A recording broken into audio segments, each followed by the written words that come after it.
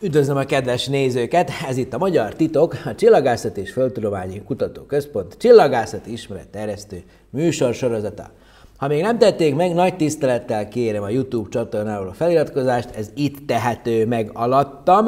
Tessék szépen a nagy piros feliratkozás gombra klikkenteni, és ott mellette a harangra is, hogy kapjanak értesítést, ha megjelenik egy új videó az oldalamon. Szintén alattam a részletes leírásban megtalálhatók az egyedi témablokkok, ugye cikkenként, a címei és a klikkenthető kezdőpontok, úgyhogy ha valakit mondjuk nem a szupernóvák érdekli, hanem a kettős fekete lyuk, akkor ott lent a leírásban ott van az, hogy pontosan hány perc, hány másodpercnél kezdődik az a téma, ami őt érdekli. Beletettem egyébként a leírásba teljes sorozat YouTube lejátszási listát, aki szeretne elmerülni a korábbi részekbe, egy klikkentése eljuthat a teljes sorozathoz, aminek ez a mai műsora immáron a 14. része, még hogyha a 13. egy ilyen koronavírusos pótlék is volt. A mai válogatásban dominálnak a nagy energiafelszabbadulással járó csillagrobbanások, mindenféle fizikai mechanizmus által, szupernóva, ilyen szupernóva, olyan szupernóva, GRB, kettős fekete lyuk, tényleg még a kiskutya füle is, még flare csillagok is bekerültek. Csapjunk a lovak közé!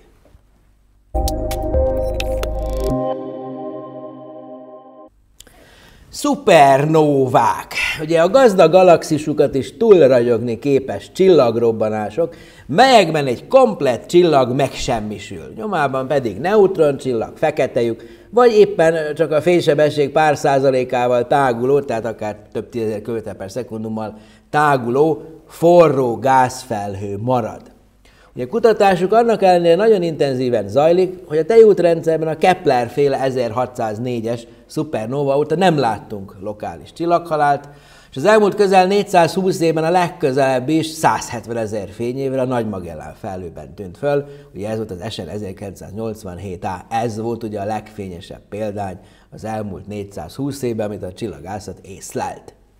Itt mellettem egy szép fotó piszkéstető lesz Vinko József robottávcsövével, készült ott a galaxis mag közelében egy fényes csillag, ami ezen a képen ugyan nem ragyogja túl a galaxisát, de vannak szupernóvák, amelyek igenis képesek egy egész csillagváros fényességével ragyogni, legalább néhány hétig, néhány hónapig.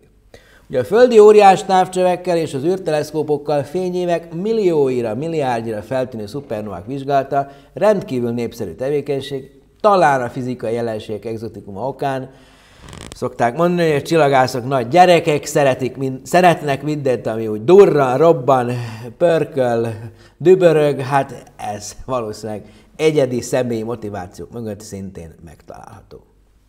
Mint annyi mindent, a szupernóvákat is kénytelenek vagyunk osztályozni, hiszen egy galaxisban feltűnő új csillagot sokféleképpen előállíthat a természet. Fizikáját tekintve két alaptípust különböztetünk meg, a termonukleáris és a magösszeomló szupernóvákat, amit egy hagyományos, nagyon tradicionális spektroszkópiai csoportosítás szerint lehet altípusokba sorolni. Itt lehet látni mellettem ezt a szupernóva mátrixot, bal oldalon a termonukleáris robbanás, jobb oldalon a magösszeomló szupernóvák. Hidrogén van, ha nincs, akkor egyes típusú a szupernóva, ha van, akkor kettes típusú. Egyes típus szilícium van, ez főleg a 6100 angström környékén van egy nagyon jellegzetes szilícium vonal, ha igen, akkor ezek az 1A típusú szupernóvák a mátrix bal alsó sarkában. Ugye ezek a Chandra-Sekhar-féle határtömeget, a nagyjából másfél naptömeget átlépő fehér törpék, amelyek már a saját súlyuk alatt összeroppannak, és a dominánsan szénből és oxigénből álló fehér törpék hát egy hatalmas termonukleáris robbanás keretében vetnek véget életüknek. Ha nincsen szilícium, akkor van-e hélium? Ha igen, akkor 1B, ha nincs, akkor 1C. Ugye a kettes típusnak vannak még fénygörbe alak és a spektrumvonalak alapján további finomítása, de a lényeg az, hogy itt ezen a mátrixon a jobb oldalon levő altípusok, ezek mindegyike nagyon nagy tömegű csillag magjának összeomlásakor következik be, amikor a magbéli energiatermelés leáll, mert eléri azt az állapotot, hogy nincs már benne fúzióhoz szükséges nyersanyag, alapanyag. Ez egy nagyon nagy tömegű csillag esetében, amikor a vasmagot éri el a szilícium mag állapot után, és akkor hirtelen az egész csillag súlya összeroskad, mert már nem lesz az energiatermelésnek egy szétvető fénynyomása, vagy az egyensúlyt fenntartó fénynyomása, és akkor mindenféle elemi események történnek a csillag magjával, összeomlik, és utána szétrobbantja az egész csillagot egy visszaverődés nyomán kialakuló lökéshullám.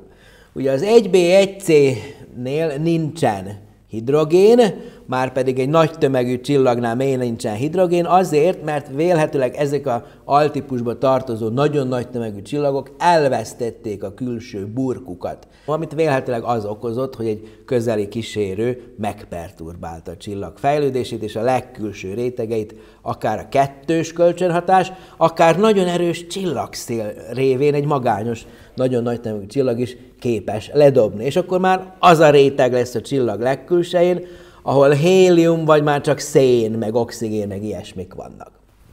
Fontos információforrás még a színképek mellett a fényváltozás időbeli lefutása az első nagyjából 100-200 napban. Erre látunk itt alaptípusokra példákat, a vízszintes tengén az idő, 0 a fölfedezés, 250 nappal fölfedezés után, és nagyon sokáig az 1A típus, tehát az összeomló fehér törpék voltak a legfényesebb szupernova robbanások, a nagyjából -19 magnitudós abszolút fényessége. Ez azt jelenti, hogy ha 10 parszekre robbanna egy 1A típusú szupernova, az 32 fényévre, akkor ez -19 magnitudós lenne, tehát nagyjából 10 000 telihold fényességgel ragyogna az égen. Azt mondja, az elmúlt 15-20 évben kiderült, hogy vannak egészen nagy abszolút fényességű robbanások, amiket meg is szokás különböztetni, mint szuperfényes szupernovák. Itt lehet látni ezen az ábrán legfölül az 2006 GY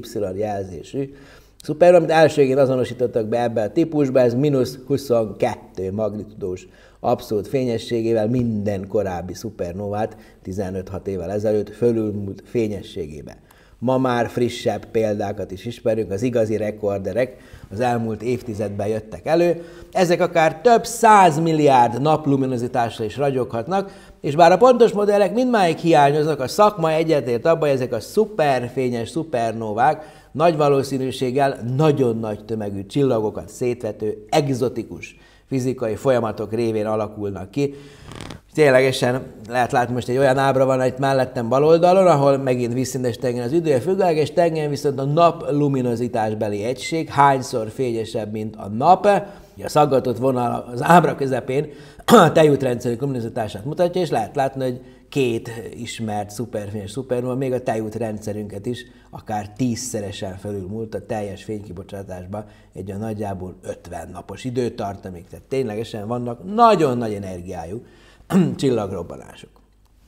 A mai műsorban a Szegedi Szupernovás Iskola friss eredményeiből szemezgettem, melyekben a közös pont Vinkó József, jelenleg már a Csillagászati Intézet tudományos tanácsadója, akit körülbelül 30 éve varázsoltak el a szupernovák, én még emlékszem pontosan, az M81-ben feltűnt SN 1993 jéről együtt készítettük el az ország első CCD felvételét szupernováról. Ma már tulajdonképpen elég megmosolyogtató műszerekkel, egy 6,3 cm-es Zeiss refraktorral és egy SBIG ST4-es CCD kamerával. Rég volt az már, 93 áprilisában, és mint az elsőként ismertetlenő cikkből kiderül, ma már akár 2 vagy akár 6,5 méteres űrteleszkópok jövőbeli szupernova észlelésének tervezéseibe is bevonják szakértőként Vinkó Józsefet. Itt konkrétan ennél a szakcikknél, aminek a címlapja látható itt mellettem, Regős Enikővel együtt egy kínai csapatban. Kína az űrbe megy, ezt már jó ideje mondjuk. Tajkonauták, ugye a kínai űrhajósoknak a szakkifejezése, holdszondák, marsszonda, kínai űrállomás, mind-mind az elmúlt 1-1,5 évtized látványos eredménye. Az utóbbi hónapokban egyre többet hallunk egy 2 méteres optikai űrteleszkópról, ami akár már 2024-ben elkezdheti a tudományos működését. Ugye a sajtóban nagyon sokszor kínai Hubble-ként apostrofálják, ám a Hubble űrtávcsővel ellentétben ez nem magába keringen a Föld körül, hanem a Tiancong mennyei palota kínai űrállomás közvetlen közelében. Ez látszik itt mellettem ezen a fantázia rajzon. Időszakosan, valójában az időnek a nagyjából 10%-ában összekapcsolódva a moduláris felépítésű űrállomással. Ugye itt egy fantáziakép arról, hogy az űrtávcső és a kínai űrállomás hogyan viszonyul egymáshoz, itt pedig maga a CSST, ugye Chinese Space Station Telescope, azaz kínai űrállomás távcsöve. 400 kilométeres magasságban fog keringeni, 90 perc alatt megkerülve a Földünket, és a tiszta fénygyűjtő felület ennek az eszköznek 2 méteres átmérőjű lesz. A tervek szerint, ugye Kína hagyományosan nem túl nyitott az ilyen információk megosztása terén, de azért a Chinese Space Station Telescope azért több mindent már az elmúlt hetekben, hónapokban megjelentettek. Ugye az indulás talán 2023 végén várható, és a rákövetkező évben már megindulna a tudományos adatgyűjtés. Fő célként a kozmológiai paraméterek pontosítását fogalmazták meg, amihez 17.500 négyzetfokos égterületet fog képalkotó és spektroszkópai műszerével feltérképezni. Ugye 17.500 négyzetfok az majdnem az egész égboltnak a fele. Tehát ez egy nagy égterület lesz. Az idő 70%-ában fog futni majd ez a felmérő program. 10% időben a Tianconghoz lesz hozzá kapcsolva, a maradék 20%-i műszeridőben pedig egyéb műszerekkel fog méréseket végezni, van ott még bizony koronográf és exobolygók képalkotása, tehát tényleg spektroszkópia, képalkotás, lesz ott tényleg sok érdekes dolog.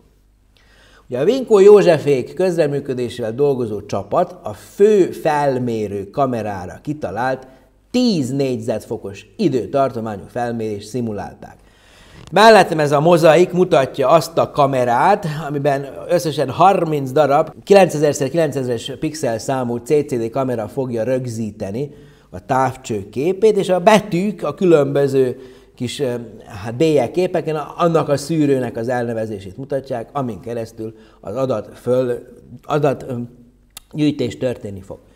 Vinkó Józsefék ebben a frissen megjelent cikkben azt nézték meg, hogyha 10 négyzetfokos területen nagyobb határfényességű, folyamatos mintavételezésű megfigyelés sorozat történik, abban hány 1A típusú szupernóva várható a távcső becsült érzékenységével és különböző időbeli mintavételezéssel.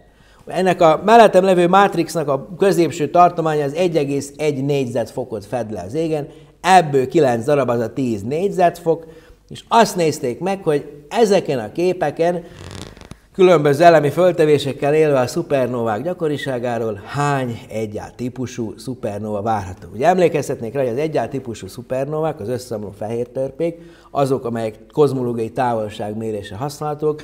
Ugye 90-es évek végén segítségükkel fedezték fel az univerzum gyorsuló tágulását, ezért 2010-ben 3 Nobel-díjat is kaptak. Tehát lényeg az, hogy az 1A típusú szupernóvákkal kozmológiát lehet csinálni, és az új műszerekkel újabb, nagyobb minták fölvétele a cél, hogy a kozmológiai paramétereket lehessen pontosítani. Így érdekes adat, hogy ennek a kamerának egyébként az égen a pixel mérete az 0,07 ívmásodperc, tehát tényleg a Hubble űrtávcső kamerájának a felbontását közelíti. Szóval a CSST bizonyos területeken tényleg fel fogja venni a versenyt az immáron 32 éves optikai és műszertechnikai matuzsálemmel, a Hubble űrteleszkóppal. Mellőzve a technikai részleteket, a cikknek az egyik legfontosabb eredményeit a mellettem látható diagram, 150 másodperces expozíciókkal, 10, 20 és 30 napos mintavételezéssel és 80 darab mérési ponttal, nagyjából 25-26 magnitúdos határfényessége hány darab és milyen vörös eltolódású 1A szupernóva felfedezése várható a kínai űrtávcsővel? A válasz nagyjából 1800 darab, 1,3-as vörös eltolódásig, tehát ez már tényleg a milliárd fényéves távolság, ami már kellően nagy és homogén minta, hogy szupernóva kozmológiai vizsgálatokat lehessen végezni. Tehát az ábrán azt lehet látni, hogy milyen eloszlású a szimulációk által kiköpött szupernóvák, egy típusú szupernóvák vörös eltolódás szerinti eloszlása. Lehet látni, hogy legtöbbet relatíve 0,6 és 1 vörös eltolódás között fogják találni, de eljuthatnak akár 1,2-1,3-ig, és ez már ugye tényleg kozmológiai távolságnak számít. Ugye például ugye a várható Hubble diagram, a szimulált szupernóva mintára látható itt mellettem, a kék pöttyök a szimulációk által kidobott szupernóvák, majd a látszó fényességből és a szimulált fénygörbékből kapott abszolút fényességek különbségeit látjuk, ugye a függőleges tengeren, a vörös eltolódás függvényében. Ugye itt a piros vonal a jelenlegi kozmológiai paradigmát leíró elméleti görbe, ami nem véletlenül illeszkedik ugye a szimulációkhoz, hiszen azok adataiban benne van maga a kozmológia. De ha a valóságban is megtörténnek majd ezek a mérések, onnantól válik érdekessé a sztori, hiszen tesztelhetővé válik a kozmológia, egy műszerrel, űrből az űrtávcsöves felbontás minden elényét kihasználó elemzéssel. Nem tudom, hogy Vinkó Józsefnek hányszor jut eszébe az az 1993 áprilisi éjszaka, amikor az SN 1993 jét észleltük a szegedi csillagvizsgáló északi lépcső soráról, de nehezen hiszem, hogy az akkori tudás alapján képes lett volna megjósolni, hogy 30 évvel később milyen vizsgálatokban vesz majd részt. Egyébként egy teljesen hasonló számolást Regős Enikővel végigvittek a James Webbre is, és annak az eredménye, hogy a kínai csapat meghívta a két magyar kutatót a CSST Supernova kozmológiai programjának előkészítő munkáiba. Sokszor kérdik tőlem egyébként, hogy mennyire nemzetközi a magyar csillagászok munkája. Ez a példa is mutatja, hogy a válasz egy ordító nagyon.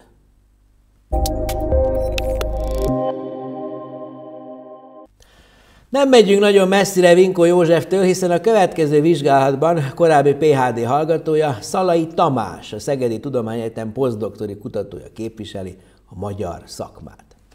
A téma ezúttal nem az 1A típusú, azaz a fehér törpés termonukleáris szupernovákhoz kapcsolódik, hanem a nagy tömegű csillagok halálakor termelt pormennyiség a fő kérdés. Az amerikai csapatban Szalai Tamás az egyetlen európai csillagász, az ő neve látható itt besárgítva a címlapon, aki a doktori értekezéséhez a Spitzer űrtávcső archív adatait elemezte, pontosan ezen portermelés kérdéseit feszegetve. A célpont, itt mellettem látszik, a Hubble képeiről jól ismert kocsikerék galaxis, ami 137 megaparsec, azaz nagyjából kb. 450 millió fényév távolságban, a viszonylag közelmúltban lejátszódó galaxis-galaxis kölcsönhatás tankönyvi esete, ugye ez a nagy külső gyűrű is, meg a belső gyűrű is, hát úgy modellezhető, hogy két galaxis áthalad egymáson, és akkor az egyik, mint a tócsába dobott kő, ilyen hullámokat kelt, és a csillagkeletkezés beindítja a galaxison belül. Ebben a galaxisban fedezte föl az Asteroid Terrestrial Impact Last Alert System, azaz röviden ATLAS program, az SN 2021 AFDX, a fene tudja ezeket megjegyezni, jelzésű szupernóvát, ugye 2021. november 23-án, ez már nagyjából egy éves történet. Ugye maximumban 17-18 magnitúdos csillagrobbanást kezdettől fogva 2-es típusú, magösszeomló, nagy tömegű csillag halálaként azonosították be. Az optikai fénygörbék földi távcsövekkel születtek, ezek láthatók itt mellettem, különböző színekkel, különböző szűrőkön keresztül, és nagyjából 2 hónapon keresztül lehetett követni először a szupernova fölfényesedését, aztán majd a halványodását. Alul az alsó ábrán látható a rekonstruált teljes fényteljesítmény változás, hasonló szupernovákkal összevetve. Csak az érdekesség kedvéért jegyzem meg, hogy ott alul ez a világos barna pontsorozat, az ugye nem más, mint az előbb már emlegetett SN 1993J, az M81-ben. Ugye erről már ugye esett szó a korábbi hírnél, szóval itt is látjuk, hogy kicsi az univerzum, és minden mindennel összefügg. Az SN 2021 AFDX akkor vált érdekessé, amikor a Szalai Tamás is magában fogó csapat észrevette, hogy a kocsikerék galaxist 2022. június első felében 3 nap különbséggel a James Webb is mérte, a NIRCam és a MIRI műszerekkel. Itt most eltűntem, és az ezekből kivágott kis bélyegképek láthatók helyettem. A kis fehér köröcskék a bélyegképek közepén mutatják a szupernóva kései képeit. Ugye ez idén júniusban készült, tehát már lassan 8 hónappal járunk a maximum után. A kis köröcskék mellett vannak ilyen kis kiegészítő négyzetecskék, fehér négyzetecskék, ezek a galaxis háttérfényességét kimérő kis tesztmezők. Következő ábra már az elemzésnek a része, a 0,9 és 18 mikron közötti közeli és közepes infravörös fényességekből meg lehetett szerkeszteni a szupernóva robbanás kései spektrális energiaoszlását. Ugye ez azt mutatja, vízszintes tengelyén a hullámhosszal, függőleges tengelyen pedig a fényességgel, vagy a fényenergiával, egységnyi hullámhosszra, egységnyi idő alatt, hogy milyen a folytonos színképe ennek a rendszernek. És lehet látni, hogy a ponthalmazra ráillesztett görbék ilyen kétpupú görbe seregként jelennek meg ezen a 4 különböző panelen. A két pupot, bal oldalon a fényesebb, jobb oldalon a halványabb, a kutatók a forró gázzal és a meleg porral azonosítják, utóbbi, tehát a meleg pornak a mennyiségére pedig alsó becslést is tudtak adni, legalább 2x10⁻³-on, tehát 2000 naptömegnyi port mutattak ki. Ez jó összhangban van egyébként a Spitzerrel, más 2-es típusú szupernovában kimutatott pormennyiséggel. Ugyan a kutatók igazolták, hogy a James Webb-el nagyon jól lehet tanulmányozni a porgyártást szupernovák által. Ugye itt egy rendszer, ami valójában nem ezért született a mérés, hogy ezt a szupernovát tanulmányozzák, hanem általában még a kocsikerék galaxis képének elkészítésért, de már ennél az egy rendszernél lehetett azt demonstrálni, hogy a szupernovák általi porgyártást igenis lehet tanulmányozni a Webb-el. Hát nem lepődünk meg, mindenki ezt várta. A fő problémát azonban még mindig nem értjük, és ez egy keményebb dió. A távoli univerzumban, nagyvörös eltolódásoknál látunk nagyon fényes, nagyon poros galaxisokat, és ezeknek a rejtélye abból áll, hogy a közeli szupernovákban látott pormennyiség nem képes megmagyarázni a korai univerzum hatalmas mennyiségben porban dúskáló galaxisait, ha csak itt a közelben valójában a valódi por legalább 2-3 nagyságrendel, tehát 100-szor, 1000-szer több, mint amit a spektrumok modellezéséből meghatározunk. Ugye ez alapvetően súlyos gond, mert még egyszer, mi indította be azt a gigantikus porgyártást az első mondjuk 1-2 milliárd évben? Ugye a válasz az, hogy hát ilyen gyorsan port leginkább szupernova robbanásoktól várunk, de azokat a nagyon távoli szupernova robbanásokat egészen a James Webbig nem lehetett közvetlenül tanulmányozni. Most várható majd ennek a kutatásnak a megundulása. Ezért aztán a kutató kénytelen kelletlen a közeli univerzumban föltűnt szupernovák portermelését próbálták alkalmazni a távoli univerzumra. És ott egy nagyon nagy diszkrepancia van a kimutatott pormennyiség és az itt közelben látott portermelés mennyiségek között. Ez egy alapvetően súlyos gond, és mindenképpen nagyobb minták részletes vizsgálatából várhatjuk az esetleges megoldást.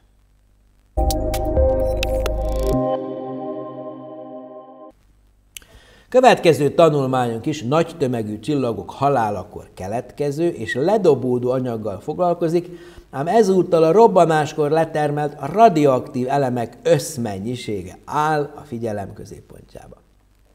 Nagy Andrea, itt mellettem látható a cikknek a címlapja, egy szerzős publikációt közölt, a Szegedi Tudományegyetem posztdoktori ösztöndíjas kutatója, és micsoda meglepetés, Vinkó József egykori doktorandusza, a ledobott csillagburokkal bíró 2B, 1B és 1C típusú szupernovák fényváltozásait vizsgáltatta, címben ott van az SESNE, ugye Stripped Envelope Supernovae, tehát ledobott csillagburkú szupernovák.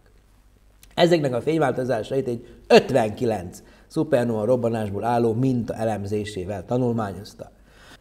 Az alap probléma ezeknél a 8 naptömegnél nagyobb tömegű csillagoknál, hogy a fénygörbe modellezése megadja azt, hogy mennyi anyag termelődött, elsősorban mennyi radioaktív elem termelődött. Kimutatható az, hogy egy szupernova robbanás után a fénygörbének a halványodó ágát A robbanás során letermelt radioaktív elemek bomlás hője határozza meg. Magától, a robbanástól kialakuló gázfelhő, forró, táguló gázburok, az nagyon gyorsan elhaláljon. Az, hogy 100 napokig látjuk azt, hogy szép egyenletesen csökken egy szupernóva fényessége, az a radioaktív elemeknek köszönhető.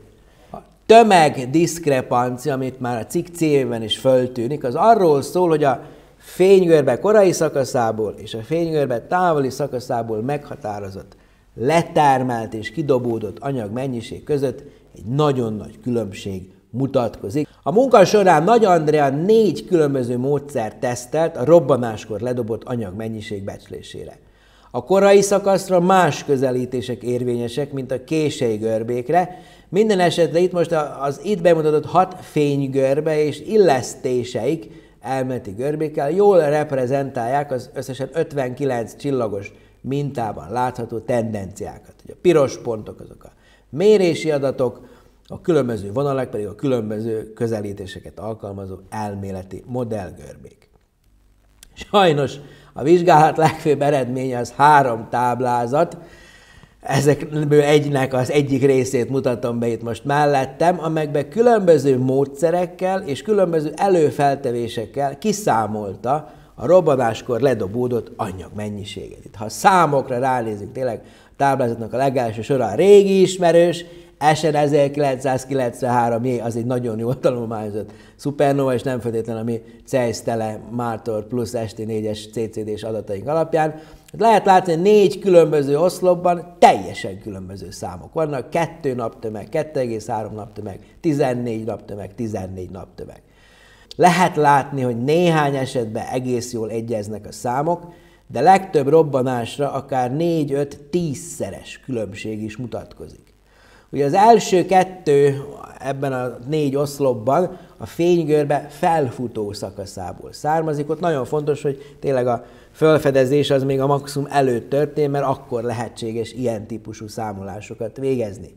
A második 2 oszlopban levő számok pedig a kései fénygörbéből jönnek ki, amikor már tényleg azt tételezzük föl, hogy az a halványodás, ami logaritmikus skálán egyenessel illeszthető, az valójában egy exponenciális halványodás, az tényleg egy radioaktív bomláshőnek a hatása.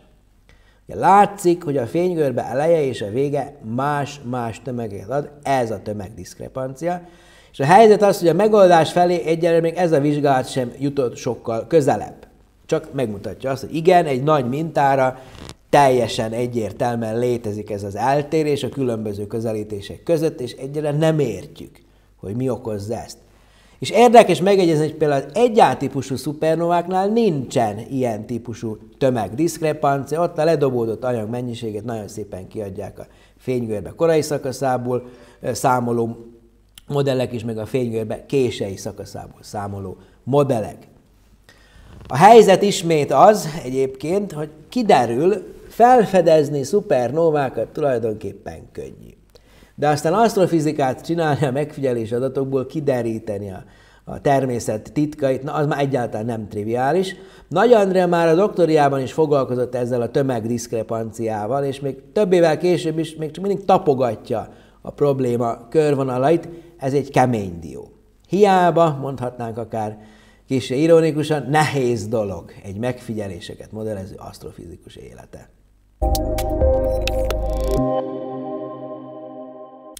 Újabb cikk, újabb Vinkó tanítvány, csak ezúttal nem a fénygörbéket modellező kutatással, hanem a színképekből kémiai összetételt meghatározó vizsgálattal.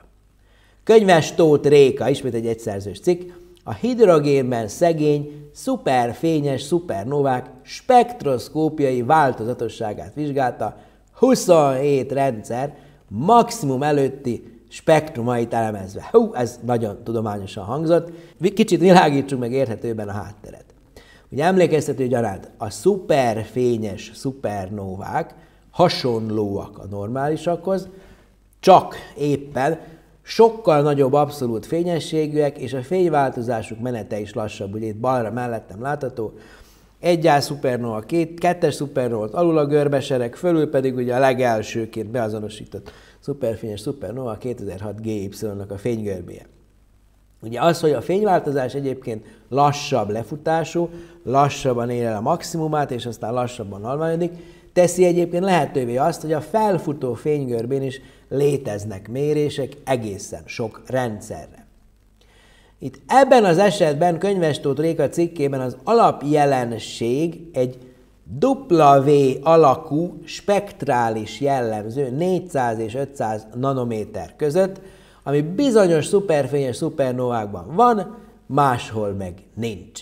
Itt mellettem most az egész minta látható, de most szépen fussunk végig ezen az ábra soron, nézzünk rá ezekre az optikai színképekre, kicsit jobban ránagyítva. A felső ábrán lévő szupernovákban megjelenik egy karakterisztikus W2-s elnyelés, ami alul viszont teljesen hiányzik, noha a szuperfényes szupernovák maguk hasonlónak tűnnek. A friss vizsgálat Könyves Tóth Réka által arra irányult, hogy mi okozhatja ezt a szétválást erre a két altípusra, a W-s szuperfényes szupernovákra és a másikra, ahol nincsen, ez 15BL, ha jól emlékszem, az elnevezése annak az alcsoportnak. A vizsgálat módszere irodalmi spektrumok illesztése, úgynevezett spektrális szintézissel, amely során a különböző elemek és ionjainak a spektrumvonalai különböző súllyal összeadva adják ki a megfigyelt színképeket. Itt most W alakú kettős elnyelést mutató szuperfényes szupernóva spektrumokat láthatunk.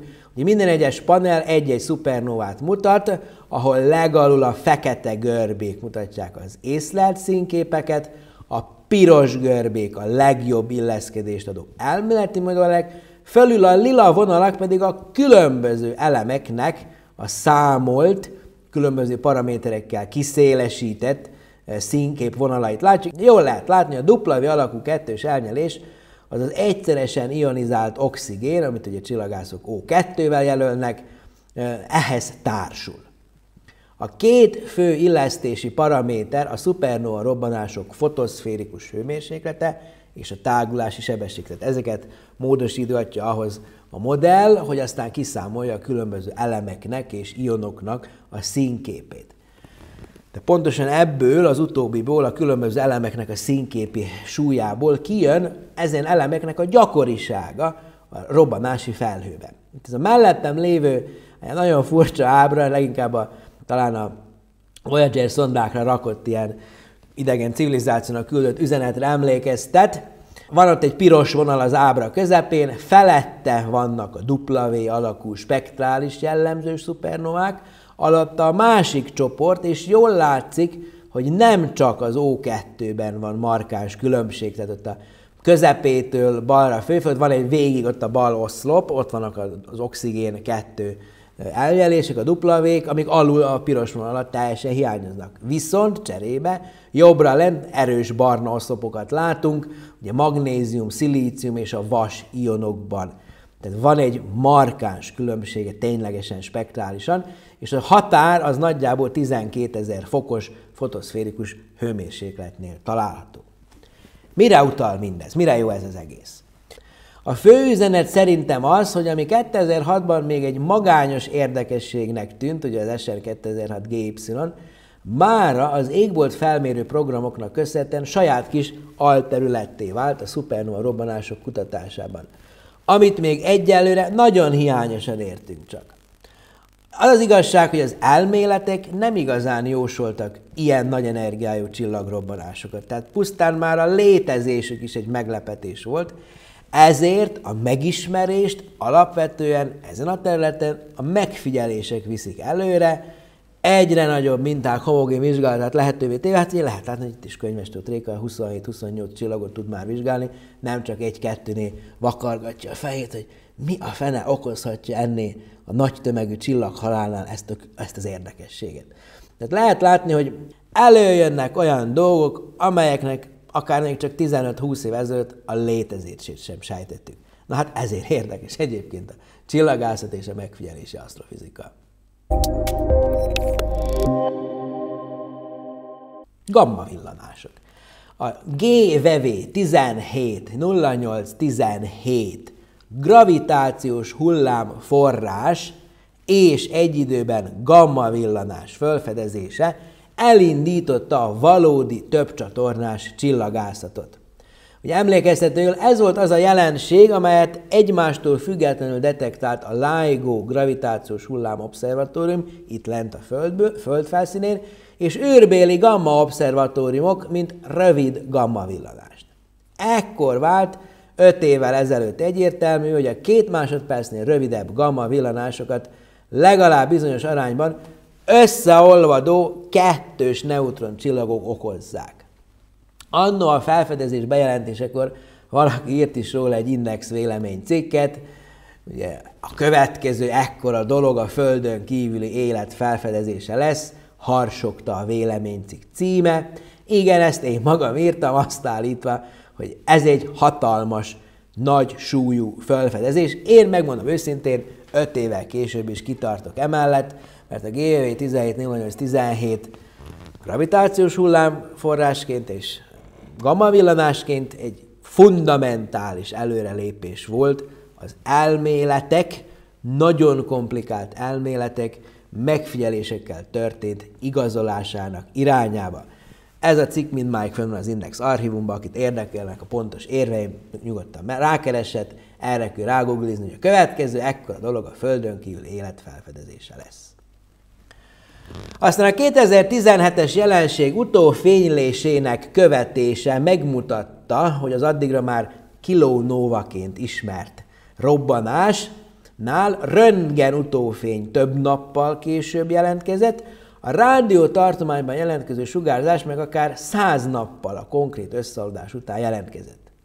Így aztán érdekes kérdés, hogy az azóta, mint már említettem, kilónovának hívott jelenség kimutatható-e rádiótartományban a gamma villanás után több hónappal rádiócsillagászati módszerekkel. Azaz, ha éppen nem működik a LIGO gravitációs hullámdetektor, most éppen nem működik, vagy éppen nem elég érzékeny hozzá, attól még gamma villanásként láthatunk összeolvadó kettős neutroncsillagokat, és a kérdés az, hogy retrospektíve, utólag tudjuk-e igazolni, hogy az a gamma villanás az valójában tényleg egy összeolvadó kettős neutroncsillag volt.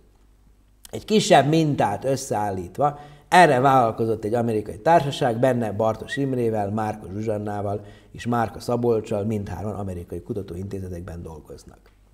7 olyan rövid gamma villanást mértek meg a VLA, Very Large Array rádiótávcsi hálózatra, melyekre nem volt sem vörösállítódás, sem pedig azonnal detektált röntgen utófénylés.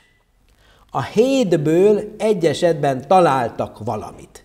3 és 6 GHz-es hullámhosszakon, pontosabban frekvenciákon, 2020 áprilisi detektálással. Ez látható itt mellettem. Ugye mind a két frekvencián, 3 GHz-en meg 6 GHz-en egy-egy pont van, egy becsült fluxus, úgyhogy elég merész dolog egy pontra ráilleszteni egy 1708-17-szerű modellt, ők azonban bátor legények és bátor leányok megtették, és itt látható az eredmény a GRB 111126A jelzésű gamma villanásra. Ezt, mint a neve is sugallja, 2011. november 25-án fedezték föl, konkrétan a Swift-BAT műszerrel, és a pozíció bizonytalansága 2,5 ívperc volt. Itt látható a rádió térkép, a kései rádióforrás jelöltől, az a kör a Swift-BAT műszernek a pozíció bizonytalansága, azonban van több rádióforrás, és ott konkrétan a bal szélén látható az egyik, ami leginkább összevethető, leginkább hasonlít a GEV 170817 észlelt rádió változásaira, vagy az észlelt rádió spektrumára. A helyzet az, hogy ez nagyon izgalmas, de sajnos a jelenleg rendelkezésre álló adatok nem zárják ki, hogy ez valójában egy aktív galaxismag, vagy egy csillagkeletkezési régió rádiósugárzása a gamma villanás hiba határain belül, tehát itt még valójában konkluzív eredmény nincsen.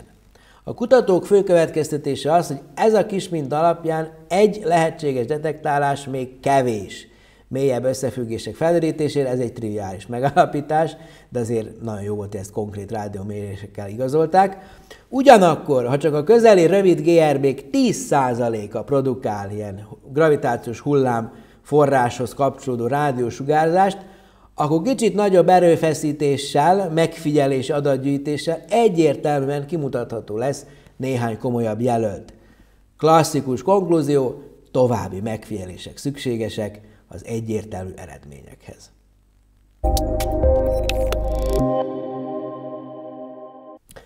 Egzotikus jelenséggel foglalkozik a következő tanulmány, az összeolvadó kettős fekete lyukak várható paramétereivel dinamikus környezetben. Mit jelent ez? A kulcs szó a dinamikus.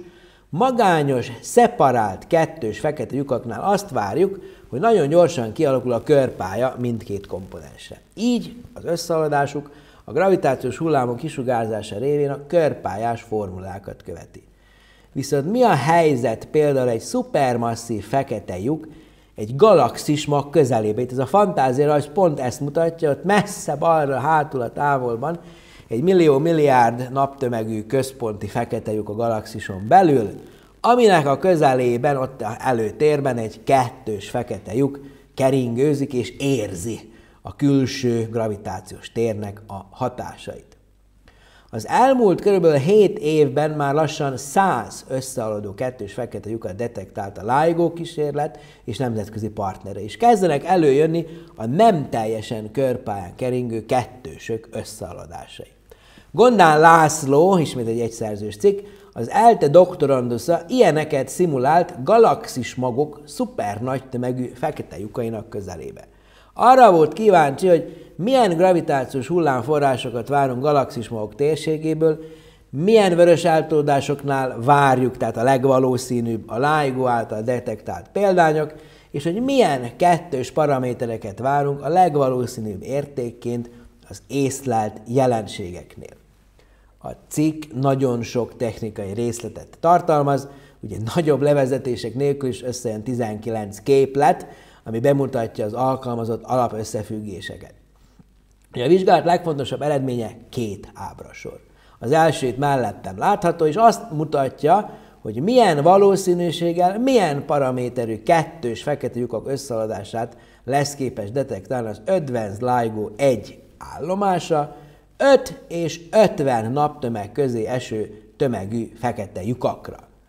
Balra fent az excentricitás, ami igen, legnagyobb valószínűséggel körszerű pályákat mutat, de nem kizárólag vannak nem körszerű, tehát nem zéró excentricitású pályák is a várható detektálásokban. Legnagyobb valószínűséggel 0,2 és 0,7 közötti vörös eltoldásoknál várjuk majd a jelenséget, ugye ezt látjuk a legalsó kis ábrácskán, miközben a legnagyobb várható gyakoriság az 20 és 50 naptömeg össztömegű rendszerekre lesz leginkább valószínű. A tanulmány másik fontos ábrája azt mutatja, hogy a beérkező jelek alapján várható paraméter eloszlást hogyan torzítják el a megfigyelések kiválasztási effektusai. Tehát nem vagyunk képesek mindenre érzékenyek lenni, tehát amire érzékenyebbek vagyunk, azt jobban látjuk, tehát ha találunk valamit, akkor ez benne lesz a mi érzékenységünk a várható paraméterekbe. Tehát mondjuk az adatok értelmezésén fontos ismeret lesz az, hogy milyen szisztematikus torzulások várhatók, amikor majd újra működik az Advanced LIGO kísérlet. Ugye ezek a számítások pedig azért fontosak, mert a LIGO és a többi gravitációs hullámdetektor is hiába minden idők legérzékenyebb mérőműszere, valójában a jelek detektálásához szükséges valamit feltételezni a várt jelalakról. Tehát tudnunk kell azt, hogy mit realisztikus elvárnunk, hogy aztán azt tényleg képesek legyünk is kimutatni a mérésekből. Azt tudjuk, hogy például már a Tejút rendszerben is van egy csomó csillagtömegű fekete lyuk a központi szupermasszív példány közébe. Ezeket ugye röntgenforrásokként lehet beazonosítani, ők maguk is szépen nyelik el az anyagot, és egy csomó pontszerű röntgenforrás van a Tejút rendszerünk magjának a közelébe. Ezeknek egy része lehet kettős is, és akkor onnantól kezdve ehhez a fantázia ábrához jutunk el a valóságba is, amit megint csak látható mellettem. Szóval bármennyire is vad fantáziálásnak tűnik az ilyen környezetben létező kettős fekete lyukak vizsgálata, valójában ez egy valódi empirikus vizsgálatokat is eredményező terület lesz a közeljövőben. Ha már kirándultunk a fekete lyukak világába, emlékezzünk meg egy friss tanulmányról, amelyben nagyon nagy energiájú neutrínók detektálását próbálják összekötni egy kettős szupermasszív fekete lyuk létezésével. A célpont a TXS 0506 plusz 056 jelzésű aktív galaxis mag, egész pontosan blazár, ezeknek a miben létéről a egyel korábbi teljes értékű részben beszéltem, amelynek irányából 2022. szeptember 18-án, igen, bő egy hónappal ezelőtt, egy darab, kb. 170 teraelektron volt energiájú neutrinót detektált az Antarktisz jegében működő Ice Cube detektor. Ezzel ennek a blazárnak az irányából már a harmadik nagy energiájú neutrínó jelenséget észleltük. A korábbi kettőnél egy neutrínó volt 2017. szeptember 22-én, és nagyjából egy tucatnyi részecske még 2014-2015-ben. Bartos Imre és Kun Emma társszerzésével egy 6 fős nemzetközi csapat próbálta értelmezni az adatokat, ugye kettejük neve látható itt besárgítva a címlapon. A kutatók feltevése szerint a visszatérő neutrínó flereket egy kettős szupermasszív fekete lyuk okozza, melynek össztömege 300 millió naptömeg környékén lehet, tömegaránya pedig, tehát ugye kettős, az 0,3 alatti, szóval egy nagyobb és egy kisebb fekete lyuk párosa hajthatja az aktivitást. Az alapgondolat egy precesszáló jet, tehát egy ilyen körbeforduló nagysebességi kilövellés, ami időnként a Föld felé fordul, olyankor látjuk a neutrino flare-t.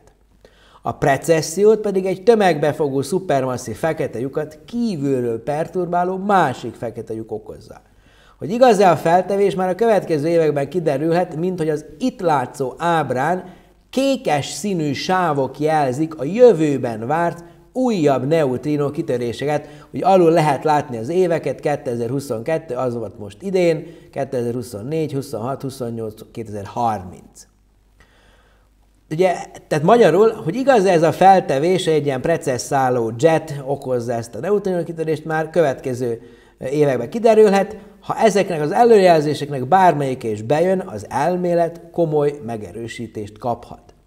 Az igazi bizonyítékot talán a LISA, az űrbéli gravitációs hullámdetektor fogja szolgáltatni 2034 és 2044 között, amikorra akár már a két fekete lyuk közelgő összealadása is feltűnhet a gravitációs hullám adatokban. A feltételezett paraméterek egy része alapján, ugye itt lehet látni, milyen frekvencia gravitációs hullám, milyen amplitudóval jelentkezik különböző tömegarányú vagy különböző paraméterű kettős fekete lyukaknál, és lehet látni, hogy a LISA érzékenységét eléri már ott alul, közepén a várt jel. Szóval a LISA akár tényleg észlelheti is ezt az egzotikus aktív galaxis mag gravitációs hullámait. A neutrinók az Ice Cube-bal, a gamma-fotonok a Fermivel mind azt mutatják, hogy ez a rendszer, a TXS 0506 plusz 056 rendkívül érdekes és egyedi, hiába van majdnem 6 milliárd fényévre tőlünk, tehát bazi messze van, hozzá hasonló másikat jelenleg még nem ismerünk. Ritka, de finom, mondhatnánk akár egy reklámot parafrazálva.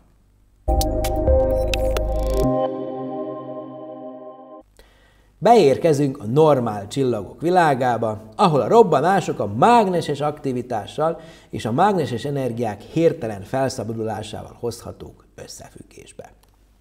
Olá Katalin és intézeti társai, Seli Bálint, Kővári Zsolt, Kriskovics Levente és Vida Krisztián arra voltak kíváncsiak, hogy a kései színkép típusú KM törpecsillagok és óriás csillagok flerei, hirtelen fölvillanásai és elhalványodásai mennyire különböznek és mennyire hasonlítanak egymásra. Vizsgálataikhoz a Kepler űrtávcső eredeti látómezeinek csillagminták vették alapul, hogy ez az a terület, ahol 150 000 csillagot 4 éven keresztül folyamatosan mért a Kepler, akkor 2009 és 2013 között alapvetően exobolygókra vadászva. De nem csak exobolygókat talált. Mindösszesen 61 óriás csillag és 20 más típusú csillagról 4000 egyedi flare jelenséget sikerült a magyar csapatnak elemezni a Kepler hosszú mintavételezésű, azaz fél óránként 1 pontot szolgáltató adataiból. A flerek meredek felfutást követően exponenciális halványodást mutatnak, ezzel a karakterisztikus jelalakkal pedig viszonylag könnyen beazonosíthatóak a Kepler adataiban. A villanásokra homogén módon kimértek különböző paramétereket, például a flerek halványodás ütemét, és utána vizsgálták ezeknek a függését a csillagok jellemzőitől. Ugye például a következő ábrason az látható, hogy a maximum utáni 50%-os fényesség csökkenéshez szükséges időtartam hogyan függ a csillagok paramétereinek függvényében. Ugye a logaritmus G, az a felszíngravitációs gyorsulás, az valójában törpe csillagokra nagy értékű, kitágult óriás csillagokra ez egy kisebb értékű, tehát itt bal oldalon vannak az óriás csillagok, ott van a luminozitás, ott a jobb oldalon vannak az óriás csillagok, fölül tovább megyünk a sugár, ugye nagyméretű csillagok, óriás csillagok az ábra jobb oldalán láthatók, hőmérséklet 4000 és 6000 Kelvin között, ugye vörös óriások a bal szélen láthatók, ott van a csillagoknak a tömege is, és még a fémtartalom is megjelenik ezen az ábrasoron. Ugye egyértelműen felismerhető, hogy az óriások flerei hosszabbak időben, tehát följebb esnek az óriás csillagokra függőleges tengelyén található idő-hossz paraméterek. Ugyanakkor hiába hosszabbak, maga a fénygörbe, a flare-nek a fölfényesedése és elhalványodása a skála független T1-2 egységekben mérési hibán belül tökéletesen ugyanolyan alakú a törpe és óriás csillagokra. A nagyobb energiájak is tovább tartanak, ez már egy korábbról jól ismert eredmény, tehát nagyobb energiájú villanás tovább tart, persze, hiszen nagyobb a durran. Bár ez az összefüggés inkább csak közepesen erős korreláció, ezt lehet látni itt ugye mellettem balra, semmint egy empirikus törvényi formáltó szoros kapcsolat. Viszont itt a színezés megint csak mutatja a log G-t, a kis világos kék színűek, azok az óriás csillagok. Látszik egy függés a felszíni gravitációs gyorsulásra, a világos kékek inkább jobbra fölfelé láthatók, a sötét kékek balra lefelé. Magyarul a flare statisztikák értelmezésénél azért figyelembe kell venni az óriások és törpék közötti különbséget, bár tény, hogy nagyon-nagyon hasonló a villanások lefutása, így várhatóan a gerjesztő fizikai mechanizmus is. A Kepler pedig ismét igazolja, hogy már lassan egy évtizeddel azután, hogy véget ért az eredeti látómező folyamatos nyomonkövetése, még mindig kihozhatók érdekes eredmények.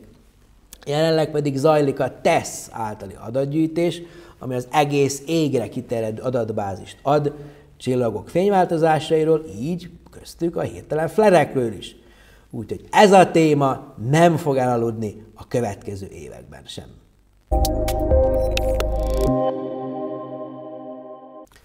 Minden korábbinál több, egész pontosan 8 részletesen bemutatott cikk után következzen további 5 rövid hír, szokás szerint tőmondatokra szorítkozva. Kecskebéti Viktória és magyar társai, Kis Csaba, Szakács Róbert, Pál András, Szabó M. Gyula, Molnár László, Sárnecki Krisztián, Vinkó József, Szabó Róbert, Marton Gábor, Farkas Takács Anikó, Kalup Csilla és egy bizonyos Kis László a Kepler K2 ekliptikai felmérésében található Neptunuszon túli kisbolygók fényváltozásait mérte ki.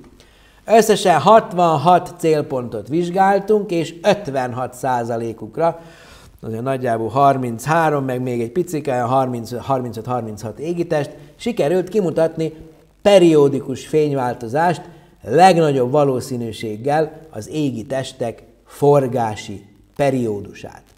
Itt most 4 példát mutatok be itt, ahol balra egymás alatt 4 különböző transzneptun égitest egy periodogram nevű ábra látható, milyen periódusú jel, milyen súllyal vesz részt az adatok kialakításában, középen és jobbra pedig a legerősebb periodicitással, illetve annak kétszeresével számolt fázisdiagram, azaz átlagos forgási fénygörbe tekinthető meg. Hát szépen lehet látni, hogy hullámzik az égitestek fénygörbéje, tehát ténylegesen sikerült periódusokat kimérni. Az Astrophysical Journal Supplementben elfogadott cikkben meglepően sok lassú rotátorról, tehát lassan forgó égitestről számoltunk be.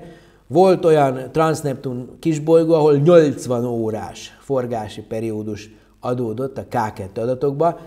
Ilyet korábban földi eszközökkel lehetetlen volt detektálni, hogy a nappalok és éjszakák váltakozásaival ezt gyakorlatilag lehetetlen kimutatni. Ugye a Kepler K2 kisbolygós mérései szép példát jelentenek a kutatói kreativitásra, amikor egy exobolygókra optimalizált űrtávcsővel naprendszeri égitestek kutatása is folytathatónak bizonyulnak. További részletek a 31 oldalas kéziratban megtalálhatók.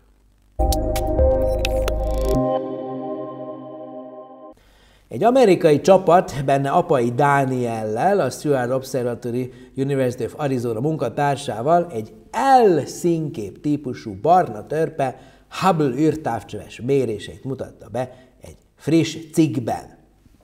A 42 órányi idősor a VHS, semmi köze a videó szabványhoz, 1256-1257b jelzésű, szubstelláris, tehát csillagnál kisebb tömegű égitestről igen nagy változásokat mutatott ki. Teljes amplitudója változásnak 33-38%-nyi különböző szűrőkön keresztül.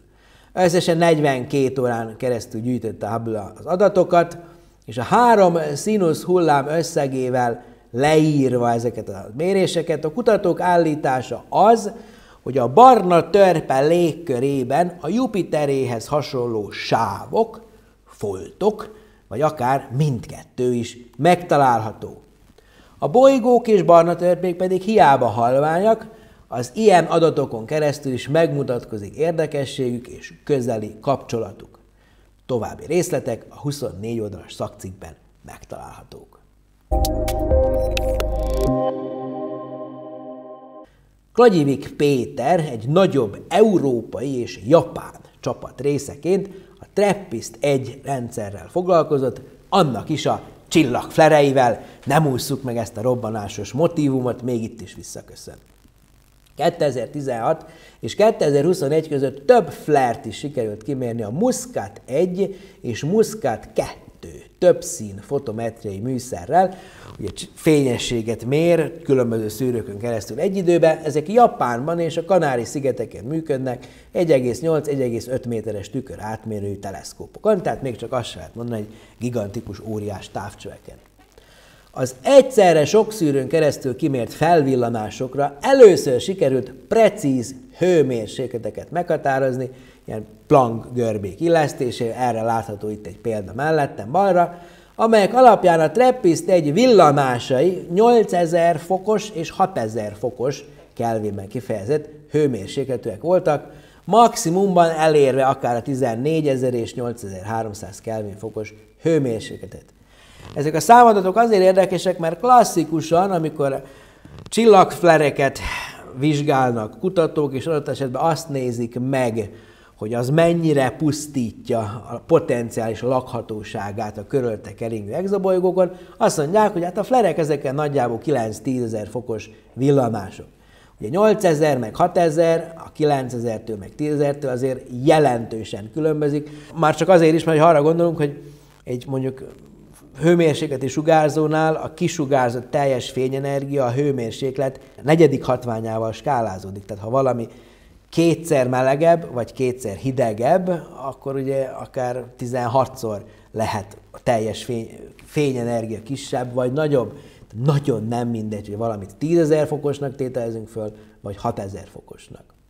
Ugye hiába a TRAPPIST-1, amire csak úgy szoktam hivatkozni, hogy vérvöröske és a 7 törpe, ugye 7 kőzetbolygó egy nagyon hideg vörös törpe csillag körül, 39 fényév távolságban tőlünk, szinte mindenkit megérint, aki csillagokkal és exobolygókkal foglalkozik.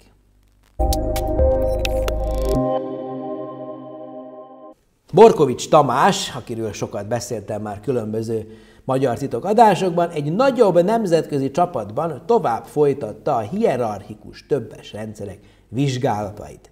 A hierarchikus többes rendszer pedig egy 3-as rendszer, 2 csillag egymás körül kering, és kívülről egy harmadik kering a 2 körül. Ezúttal egy cikkben Borkovics Tamás második szerzőként az eredeti Kepler mező egyik csillagát vizsgálta. Ugye ez került itt ebben a tanulmányban a stelláris asztrofizikai tájlemezre részletesebb vizsgálatok kedvéért. A csillag hármasságát az árulja el, hogy egy fedési kettős fénygörbe alakja egy harmadik test perturbációjának megfelelően változik. Itt mellettem balra lehet látni a teljes Kepler adatsort 4 éven keresztül, vízszintes tenger idő, függőleges tengeren a fényességváltozás. Lehet látni az elején picike kis elhalványodások, ilyen lelógó kis tüskék, amelyeknek aztán a mélysége az elején levő 0,5%-ról megnőtt egészen 3,5%-ra, tehát 7-szer mélyebb lett a fényességcsökkenés a Kepler adatsor végére, mint az elején. Ugye valójában itt arról van szó, hogy egy 15,3 napos, tehát 2 hét alatt egymást megkerülő fedési kettős körül kívül kering egy kis luminozitású vörös óriás 209 napos periódusú pályán. És ugye a fedési kettősnek változik az inklinációs szöge, tehát változik a fedések során a két csillag relatív eltakarása a Föld felé, ezért látjuk ezt a fedési fénygörben mélység változást. A rendszer érdekessége az, hogy a Kepler adataiból a fedéseket nem mutató vörös óriás pulzációit is sikerült kimutatni. Itt mellettem ezen a görbén felül azok a kis barna pontsorok, azok a vörös óriásnak a maradék változását mutatják, hogyha levonjuk az egész rendszerből a fedési fénygörbének a hatásait. És ezeknek a szoláris oszcillációknak az elemzéséből szeizmikus vizsgálat vált lehetővé, amiből pedig pontos csillagparamétereket lehetett meghatározni. Sok-sok érdekesség, sok-sok technikai részlet, a 25 oldalas kéziratban lehet tovább búvárkodni, újabb, érdekes, izgalmas eredményekre vadászva.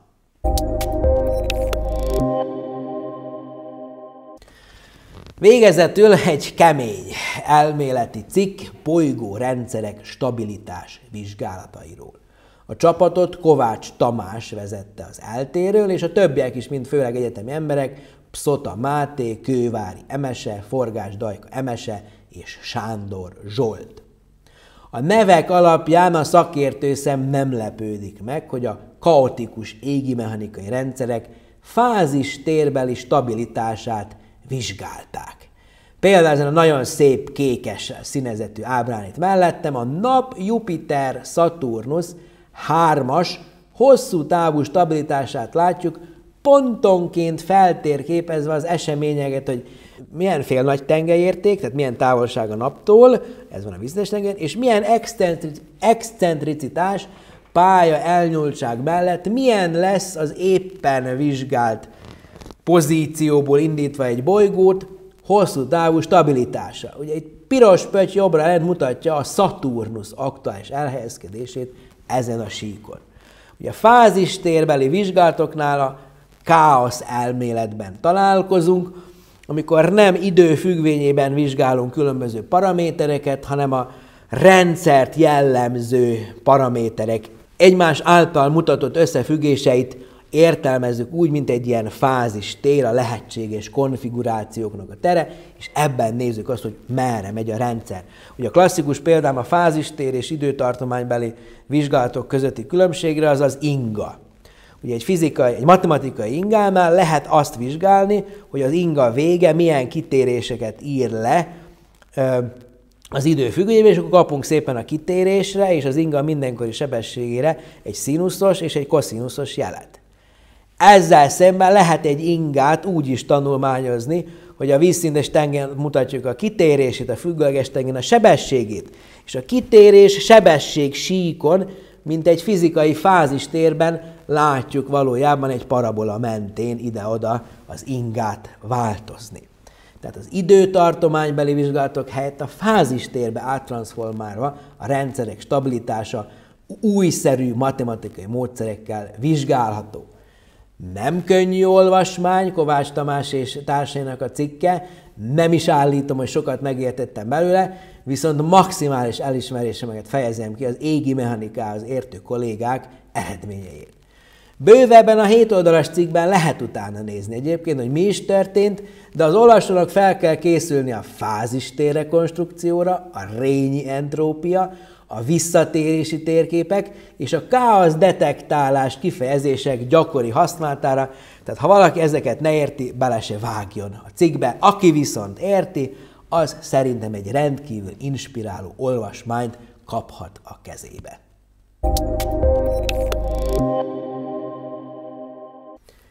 Eddig tartott a Magyar Titok sorozat első évadának 14. része. Ha tetszett a videó, kérlek, iratkozz fel a YouTube csatornára. Itt lent alattam a nagy piros téglalap, és mellette ugye ott a kis harangocska vagy csengettyű, hogy kapjatok jelzést, hogy jön új tartalom. Azt is szeretném kérni, hogy jelöld be a Facebook oldalainkat, hogy ott kommunikált információkat meglásd minél hamarabb. Ugye a Covid fertőzésem miatt 2 héttel ezelőtt kimaradt a 13. rész.